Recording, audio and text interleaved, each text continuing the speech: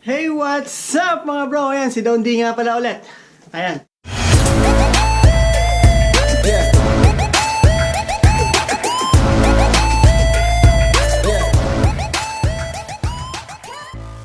Sa araw na to, ang gagawin natin, tatalakayin natin yung mga responsibilidad ng isang airlines nga pala regarding pag nabasag ang inyong luggage.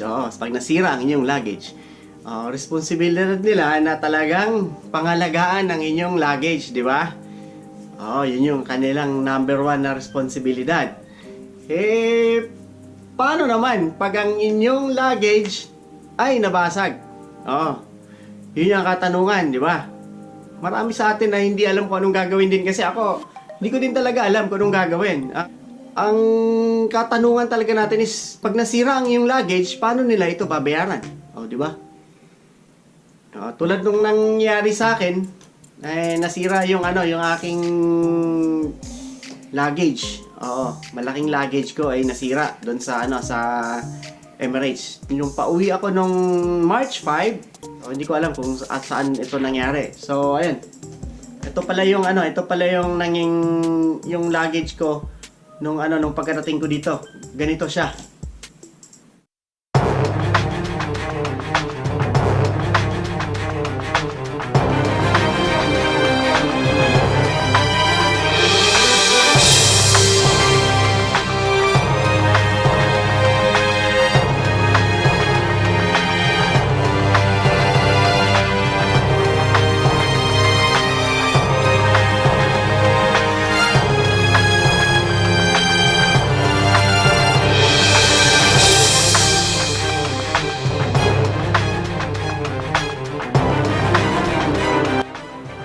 Ayan, nakabalot siya ng itim. Nakita nyo, napakadumi ng gilid niya. So talagang halatang, ewan ko kung anong ginawa nila doon. So, ayun. Nakita nyo yung basag. Ang laki ng basag nung luggage natin. So, ang ginawa ko naman, ang hakbang na ginawa ko that time, kasi nung pagdating ko dito, hindi ko binuksan yung luggage ko eh. In-stay ko lang muna siya kasi grabe, ilang oras kang nasa eroplano, tapos pagdating mo dito halukay ka na. Hindi muna, natulog muna ako. Tapos nung pagdating ko kinabukasan, pumasok ako sa trabaho. Pasok agad ako sa trabaho kinabukasan. So ayun, pag uwi ko nung kinabukasan, after 2 days, nakita ko yung binuksan ko na yung bagahe ko, yung luggage ko. Pag akita ko, tumambad sa akin yung basag. So ginawa natin, nag-email tayo kaagad sa Emirates. Nag-email tayo, nag-complain tayo nag-complain tayo dun sa kanila na ganun ang nangyari sa ating bagahe. So ayun, nag-reply naman, nabigyan tayo ng report number. Akala ko nga hindi ko na ako kasi nagkaroon na tayo ng problema nun eh. Yung pandemic pumasok na sa Saudi Arabia eh. So, after 7 days nga nag-reply sila. Ito yung na-reply nila sa akin.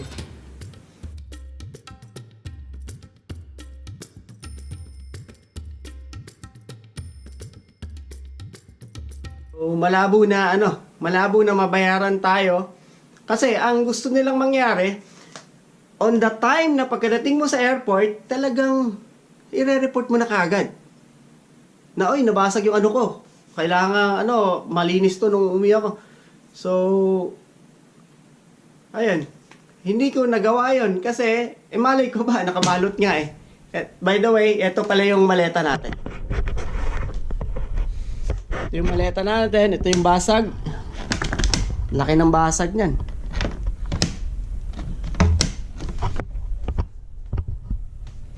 So, malaki. So, nakakapanghinayang kasi napakaganda ng maleta na yan.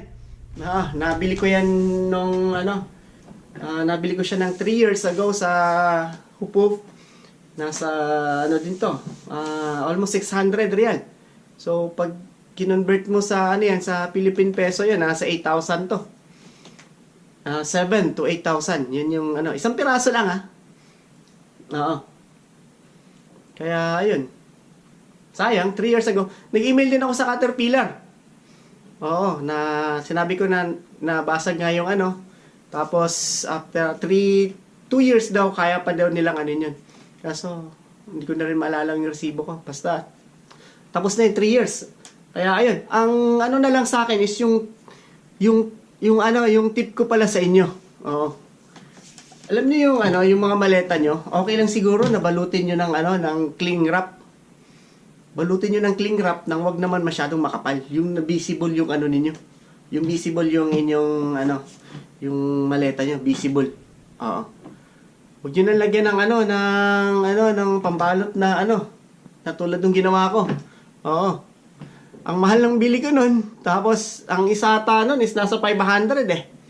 Yung isang pambalot na yan, 500 yun. Oo. Pero anong nangyari? Napahamak lang yung ano ko, yung bag ko. Oo. Huwag na kayong bumili ng ganun. Oo. Tip ko pa sa inyo, bago kayo lumabas ng airport, check nyo mabuti yung inyong bagahe. Check nyo. Oo. Yun, lagi nyong i-check bago kayo lumabas. Kasi kung sakali man may damage, may i-report nyo kagad doon mismo. Hindi naman ako nagagalit or na ano. Naging aral na lang din sa akin.